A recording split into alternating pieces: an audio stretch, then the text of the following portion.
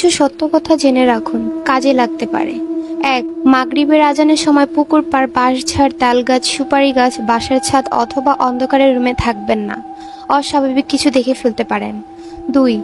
গভীর রাতে একা রাস্তার হাঁটার সময় যদি দেখেন কালো কুকুর বা কালো বিড়াল আপনার বাম পাশ থেকে আপনাকে ক্রস করার চেষ্টা করছে, তবে এটাকে কখনোই বাম দিক দিয়ে ক্রস করতে দেবেন না, আপনার ক্ষতি হতে পারে। 3. চার রাস্তার মোড়ে গভীর রাতে একা দাঁড়াবেন না, আপনি ভুল পথে যেতে পারেন, অর্থাৎ আপনাকে ভুল পথে নিয়ে যাওয়া হতে পারে। 4.